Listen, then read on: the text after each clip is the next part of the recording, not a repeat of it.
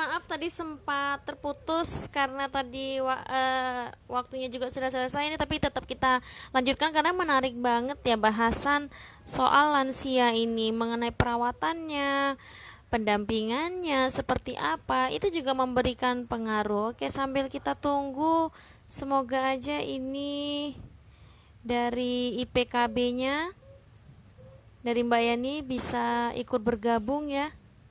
Oke, Mbak Yani. Yap. Ya, semoga bisa bergabung.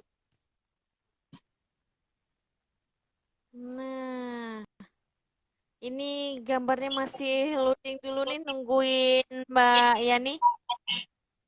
Suaranya kedengaran nggak, Mbak? Kedengaran Mbak, tapi gambarnya nggak kelihatan. Keluar dulu ya, ulangin ya. Iya, coba Mbak keluar aja dulu, nanti ikut gabung lagi ya. Oke, ini mungkin ada sedikit kendala teknis. Ya, semoga nanti segera bisa teratasi.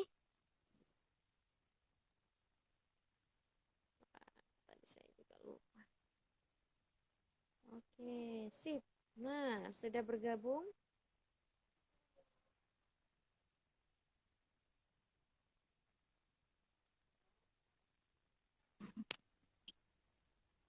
Oke, Sudah bisa, Mbak? nah sudah. Oke, lanjut lagi Mbak Yani yang tadi.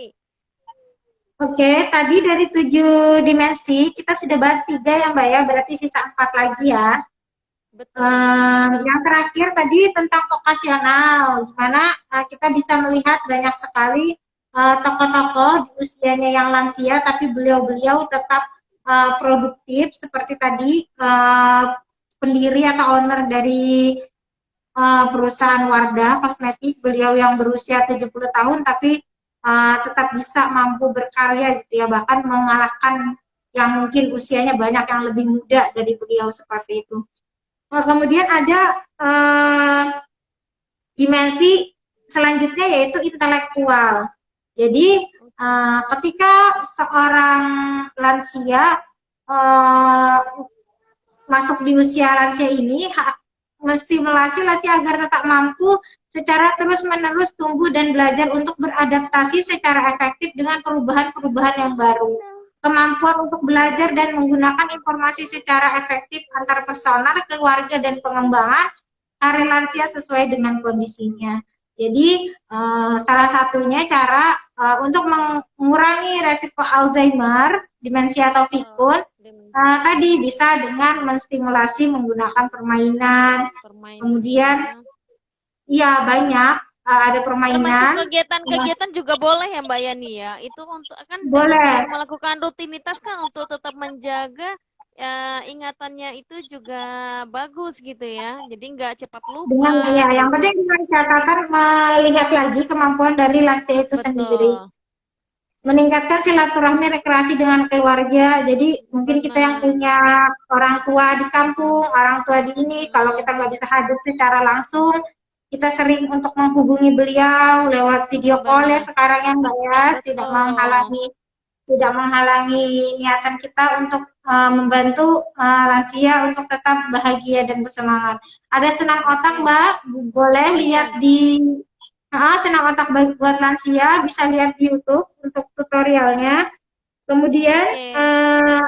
dimensi selanjutnya, dimensi yang keempat, 3, 4 itu emosional. Nah, kalau di sini saya yakin sudah jelas sekali Benar. bagaimana pengaruh emosional pada lansia ini sangat terlihat. Biasanya beliau menjadi cemas, takut, lebih pemarah, Nah, kemudian ada rasa kesepian, ada rasa kurang betul. berguna, rasa percaya diri gitu ya, karena Betul. adanya penurunan fungsi-fungsi organ. Nah, dari dimensi emosional ini, pertama kita terima dulu sebagai lansianya, kita menerima bahwasanya ini adalah hal yang sudah sunatullah gitu ya, hal yang memang Benar. pasti terjadi Naluriahnya pada orang manusia ya. hidup. Benar, naluriahnya manusia.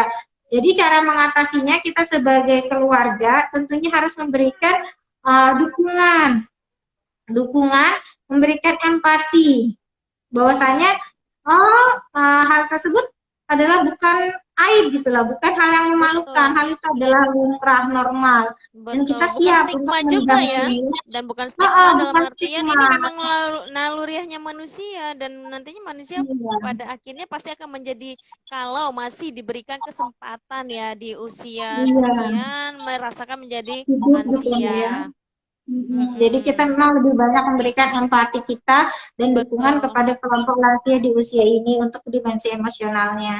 Kalau kita sebagai benar, lansianya kita menerima bahwasanya oh memang ada perubahan betul, seperti itu.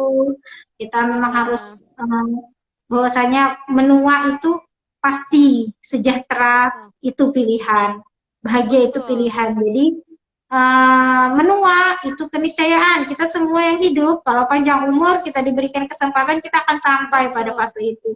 Nah, dari dimensi betul. ini harapannya kita bisa mempersiapkan diri. Setelah intelektual dan emosional ada yang keenam adalah dimensi lingkungan. Di sini kita untuk dimensi lingkungan jelas adalah memberikan kontribusi aktif untuk menjaga lingkungan bersih dan sehat, aman dan nyaman.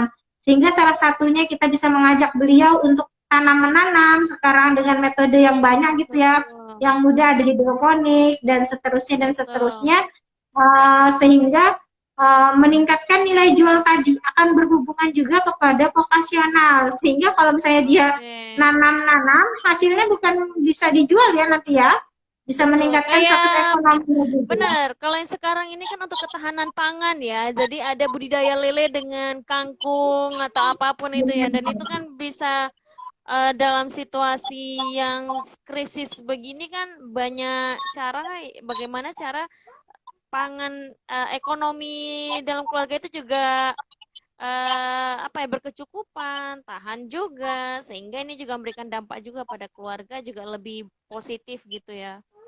Benar Mbak, jadi sebenarnya banyak dan memang 7 dimensi ini akan sangat saling berkaitan saya bilang dia nggak bisa berdiri sendiri.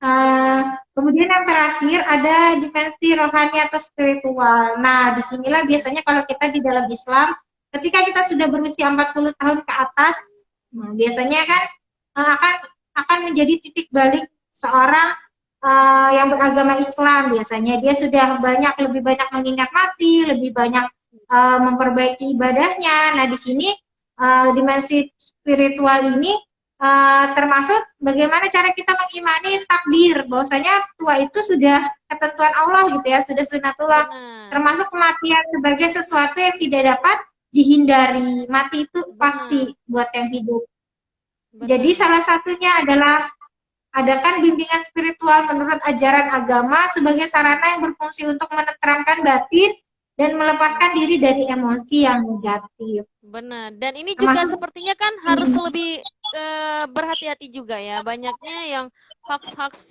informasi-informasi yang didapatkan ini juga kalau tidak disaring dan langsung diterima juga membahayakan malah jadi ancaman, jadi ketakutan. Padahal maksudnya mungkin ini lebih menenteramkan dengan pendekatan spiritual. Cuma banyaknya informasi-informasi malah semakin membuat hidup itu jadi nggak nyaman gitu, Mbak Yani.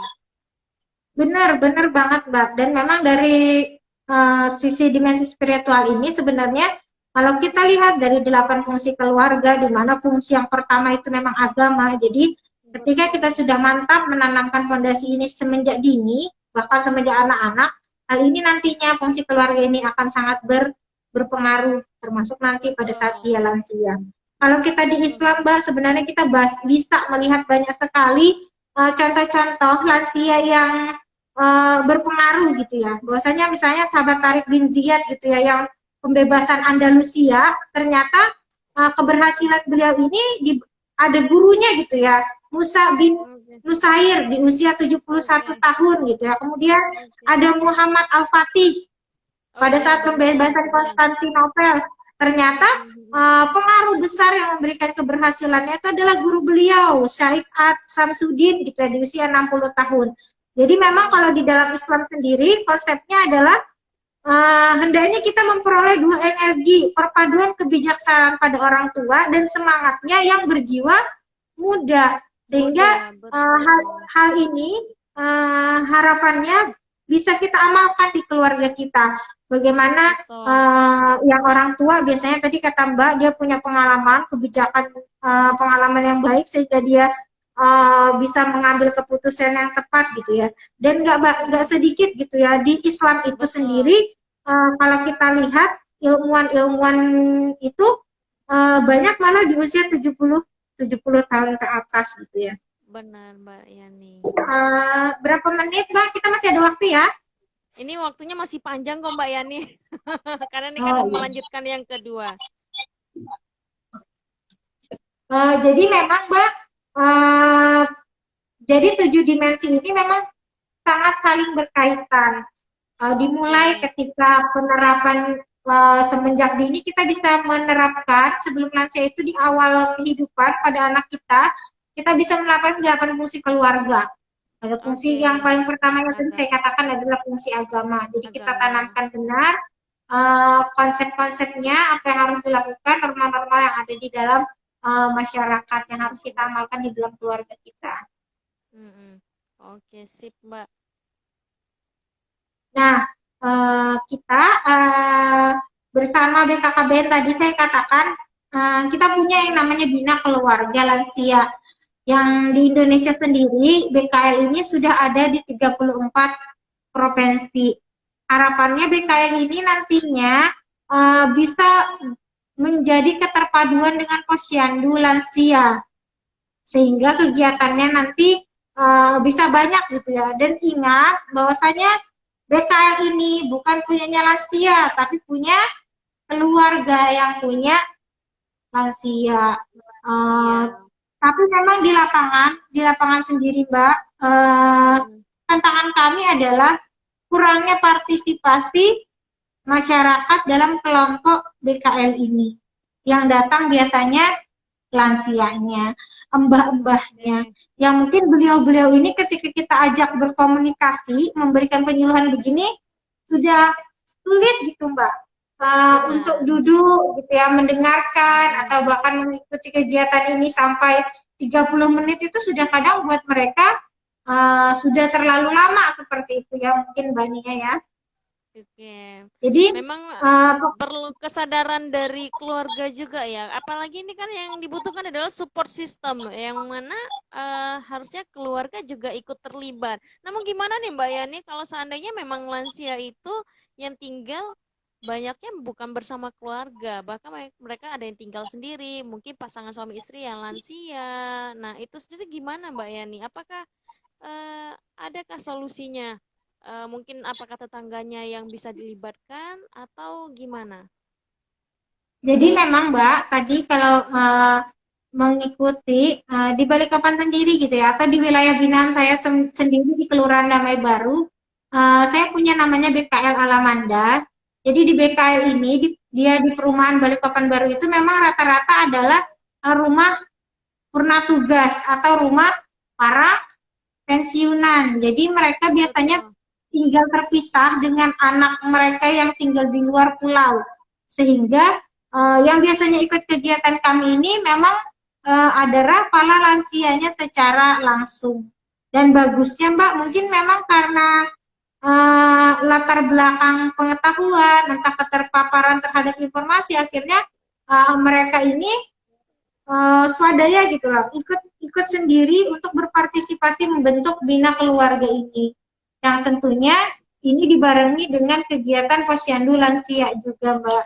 Jadi memang tadi solusinya harus dari individunya sendiri, lansianya sendiri. Dia mau berdaya, mau berdaya, mampu melakukan kegiatannya dan tetap Mm-mm. diberikan dukungan oleh keluarganya. Mungkin kita sebagai tenaga lapangan, misalnya penyuluh KB, dapat melakukan Mm-mm. sowan gitu ya, pendekatan. Gimana Bu, kalau misalnya kita bikin kumpul-kumpul sebulan sekali, dengan mengikuti kalau sekarang kan lansia merupakan kelompok rentan terpapar COVID, sehingga untuk kegiatan BKL ini mungkin pertemuan langsungnya bisa ditiadakan, namun kita tetap memberikan pendampingan melalui grup WA seperti itu Mbak yang sudah Benar. kami lakukan untuk di Balikpapan itu sendiri.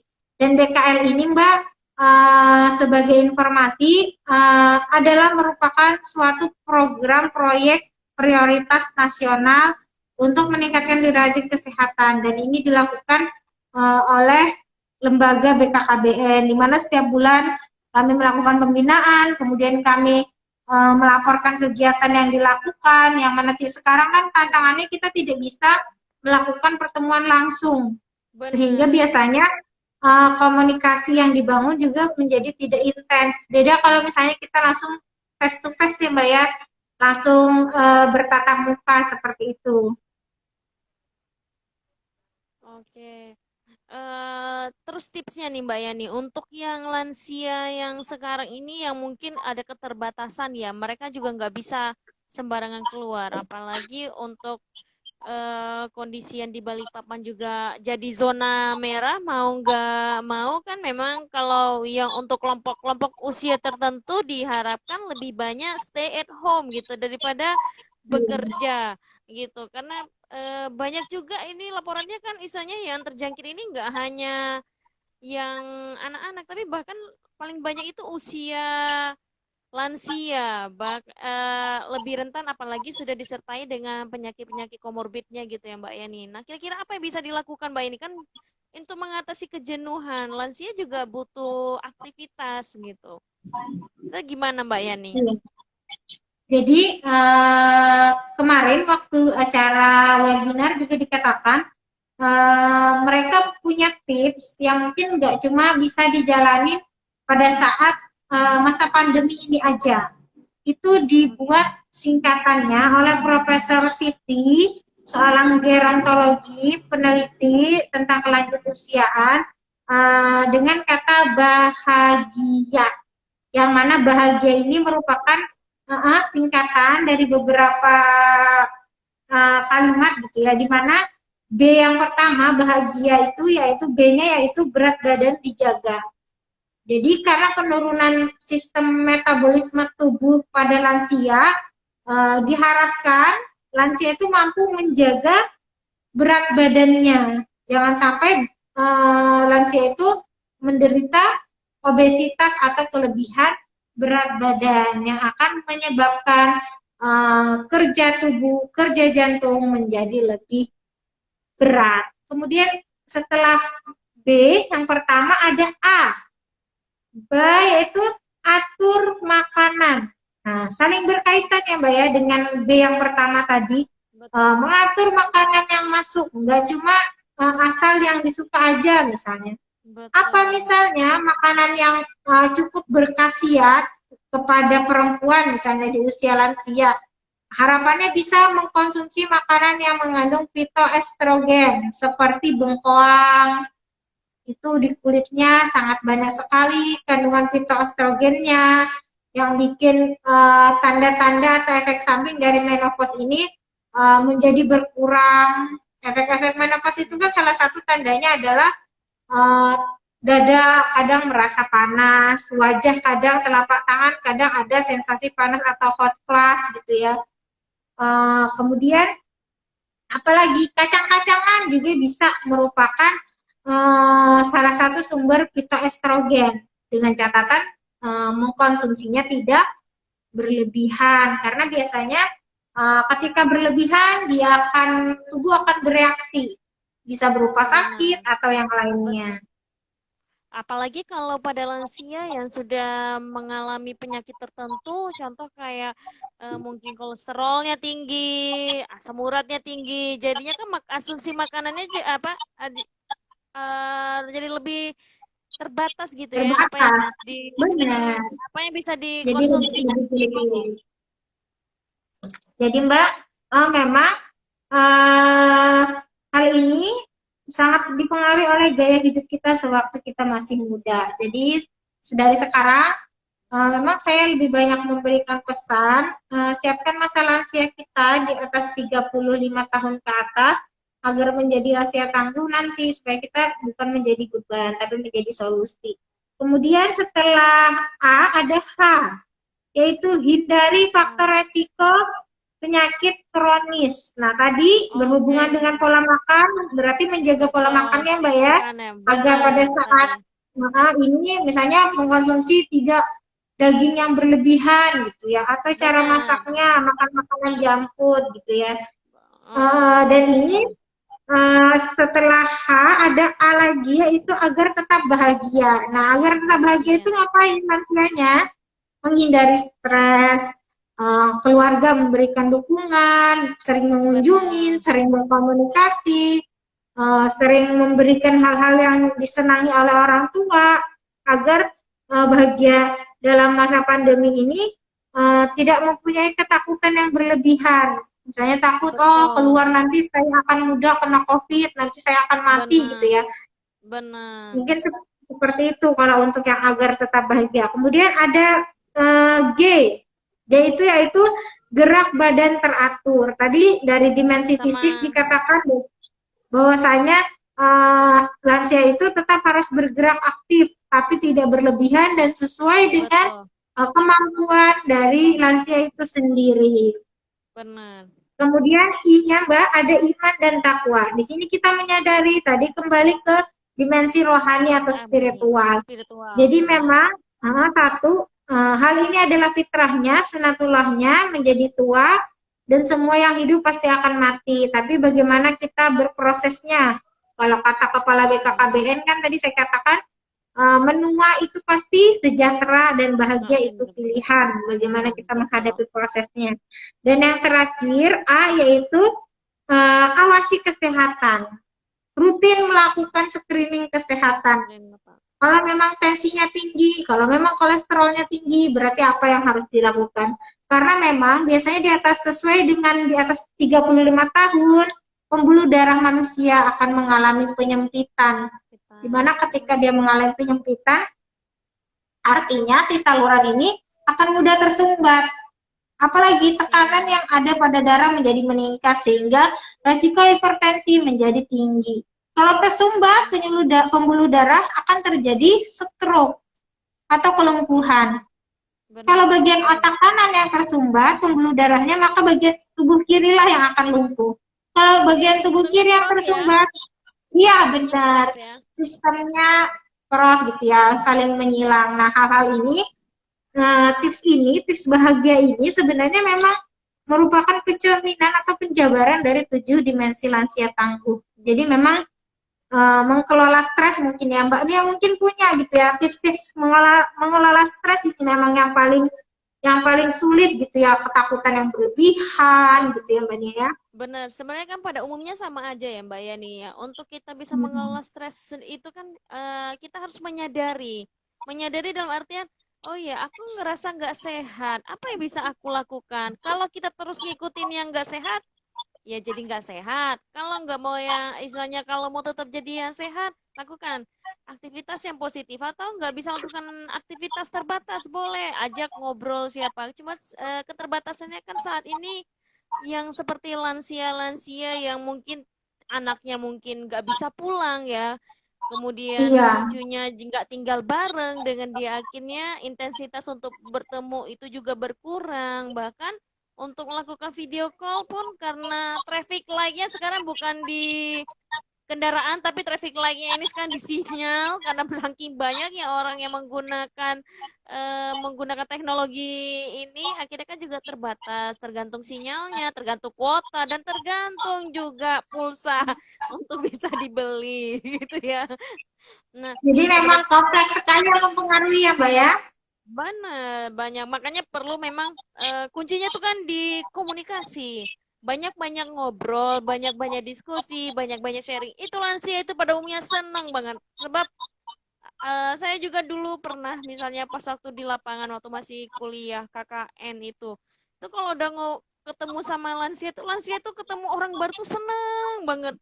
Pada saat ditanya kenapa, ya dia tuh pengen sebenarnya ada yang datengin, ngunjungin, ngajak ngobrol cerita. Mereka nggak butuh sebenarnya yang kayak, oh lansia itu kasihan, jadi kamu harus biar dia tercukupi. Yang dilihat adalah pemenuhan kebutuhan secara fisiknya, contoh makanan dan lain. Memang itu perlu, tapi ada hal yang diperlukan lagi yaitu perhatiannya, diajak ngobrol.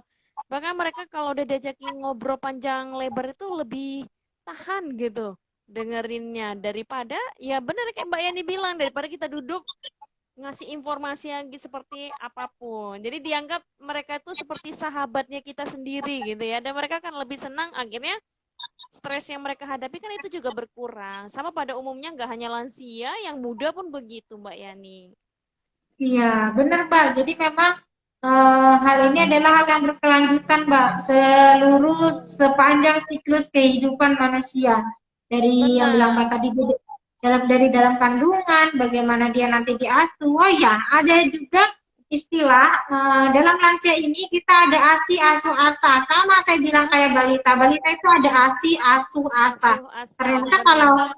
asuhnya lansia itu bagaimana kita memberikan pendampingan tadi, pendampingan sosial, bagaimana kita memberikan pengertian eh, tentang tua itu memang sudah kodratnya seperti itu. Hanya bagaimana Betul, kita menjalani proses penuaan ini agar kita itu benar, tetap legowo, tetap menerima, tetap benar, bahagia terhadap takdir yang harus kita jalani.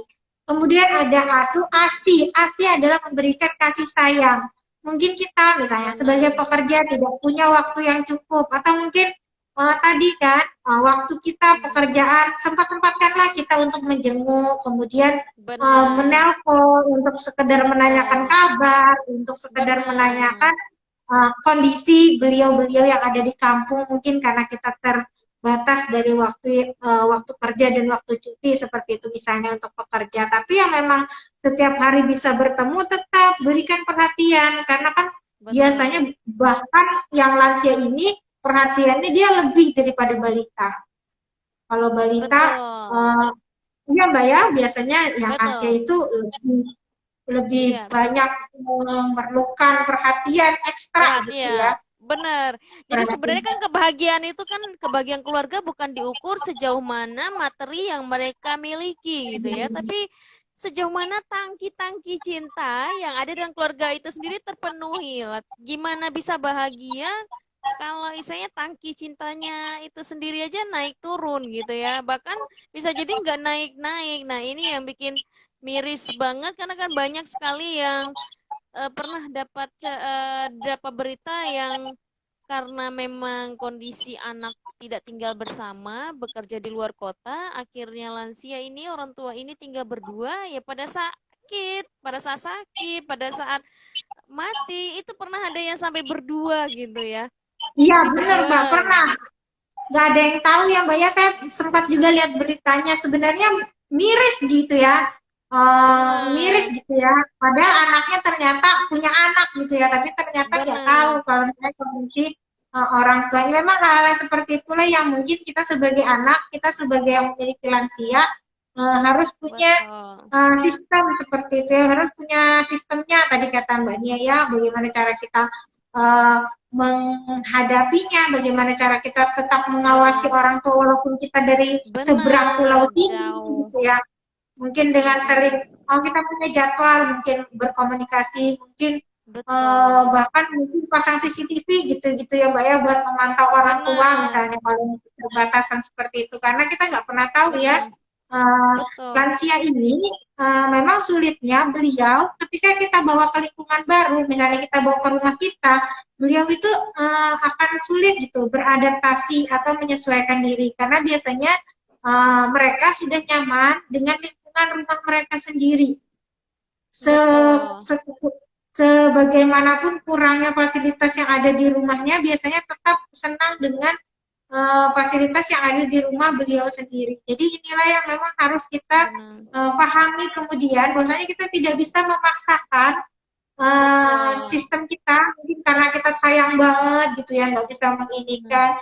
Uh, karena banyak juga Mbak di luar sana, misalnya mungkin kalau pernah jalan-jalan ke balai kemana Panti Jompo di Sepinggan dekat kelurahan Oke, itu, heeh. Iya, eh, tahu, Mbak. sebenarnya kalau yang ditaruh di sana lebih banyaknya memang sedih ya, karena Benar. ternyata eh, sedihnya mereka cuma dikirimin uang gitu ya tanpa ada kehadiran Betul. yang anak yang bersangkutan. Padahal sebenarnya mereka nggak butuh gitu ya. Mereka butuhnya kehadiran dan rasa kepedulian dari anak-anaknya. Mungkin ini Betul. sebagai pembelajaran buat kita, Mbak, pengingat buat kita Iya. gitu ya. Jadi self Bahwa reminder untuk kita semua ya. Nanti kita juga jika diberikan kesempatan untuk merasakan menjadi tua, maka dari sekarang kita sudah perlu mempersiapkan dan belajar juga dari orang tua seperti apa. Karena itu nggak mudah, butuh proses. Kita juga perlu persiapan.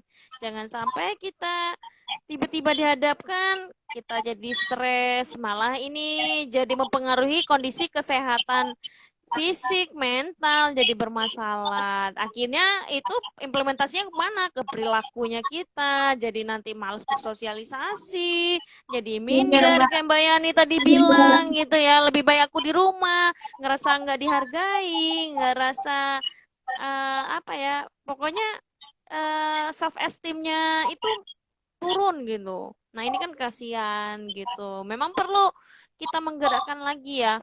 Istilahnya mumpung masih diberikan orang tua yang masih hidup gitu ya. Ayo, nggak ada kata terlambat. Inilah saatnya kita untuk mengisi tangki cintanya kita untuk orang tua kita. Dulu orang tua kita mengisi tangki cintanya mereka kepada kita dengan cara yang berbeda. Sekarang udah saatnya kita boleh memberikan tangki, mengisi kembali tangki-tangki itu gitu ya. Karena kan tangki cinta nggak hanya mungkin punya satu, bisa jadi setiap keluarga punya banyak tangki gitu ya yang perlu diisi. Gitu. Benar, Mbak, benar. Jadi memang jadikan kesempatan kita punya lansia, kalau kita dalam Islam tadi saya bilang biru walidain. Ini adalah tiket ekspres kita untuk mendapatkan tiket ke surga.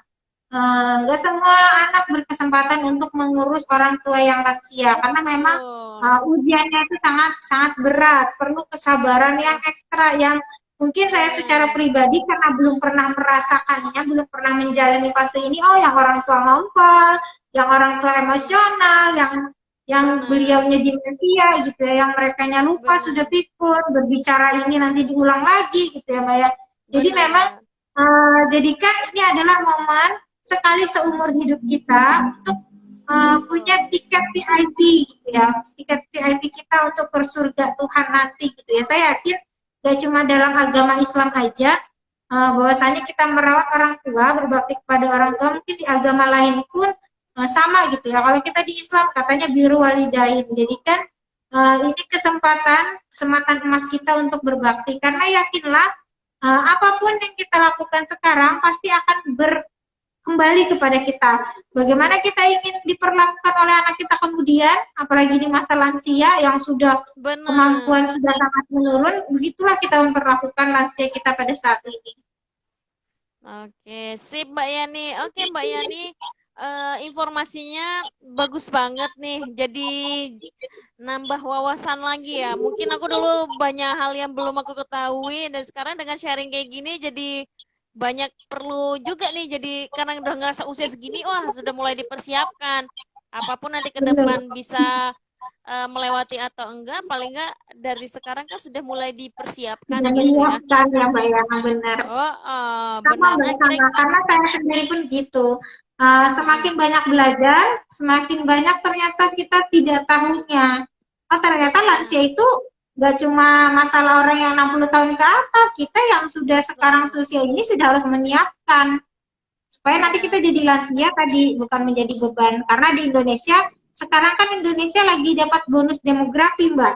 Demografi itu Oke. artinya usia produktifnya sangat besar dibanding angka rasio ketergantungan lansia.